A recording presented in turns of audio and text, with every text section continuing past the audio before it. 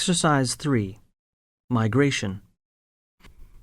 Listen to the tape and write down the total number and the percentage in the right column. Here are some figures about Britain's migration in 1993. There were 227,000 people who left Britain to live abroad. 25% of them left for other EU countries. 19% left for Australia, Canada, or New Zealand. 16% left for the United States. 13% for Commonwealth countries, and 6% for the Middle East.